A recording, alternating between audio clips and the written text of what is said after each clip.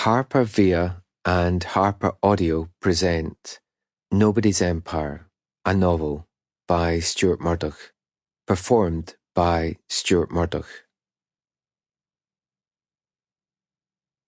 We're out of practice, we're out of sight, on the edge of nobody's empire. Belle and Sebastian. Chapter 1. Getting Chucked. When Vivian broke up with me, I cried a bit. A few crap tears. It felt obligatory. It was the end of my first major adult relationship. I squeezed the tears out in a kind of woe is me way. She didn't cry. She's quite unsentimental. She was the unattainable beauty I attained, but I couldn't hold on to her. I'd started crumbling from the effort as soon as I was with her. It wasn't her fault. I said to her, "What will I do now?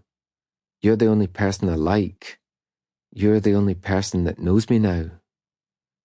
You're just going to have to be friends with Carrie, someone like that." Fuck off. Don't chuck me then try to palm me off on someone else. Carrie was this girl I met once. She's in the same basket that I'm in, so I can see that Vivian has a point. But Vivian was making her point as she ran for the door, for a life of delicious sexual, artistic and everything else freedom. I was just getting the hang of having a beautiful girlfriend, that's the thing. After 2.25 years of clenching my stomach, not sleeping right, not eating right, falling down a massive hole and becoming a completely different person, I think I was actually getting it. But here I am, numb and burnt out, and a tiny bit relieved. I should tell you how I met Carrie. I was getting sick all last year, and the year before actually.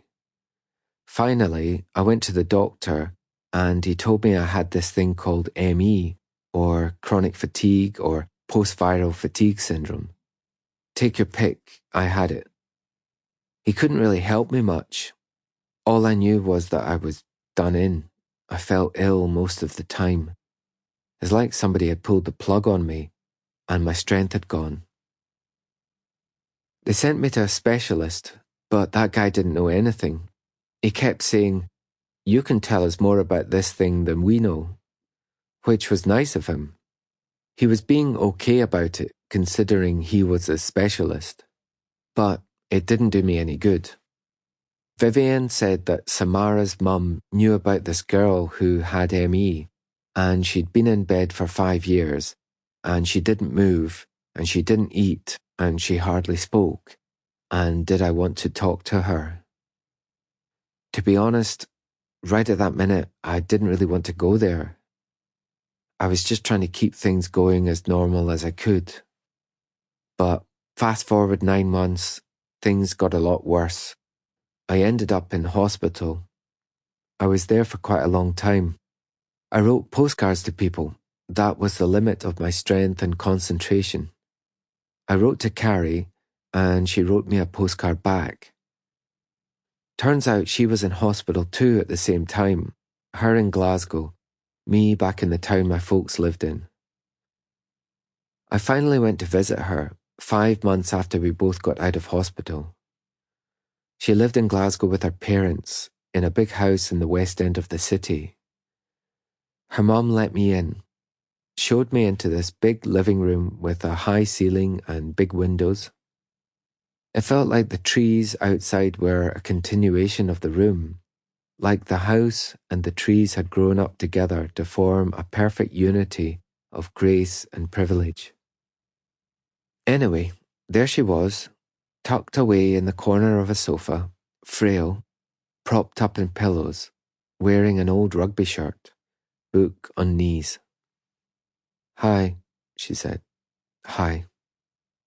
"Sit down," she said. I sat at the other end of the sofa. "How are you?" I asked. "Fantastic," she said.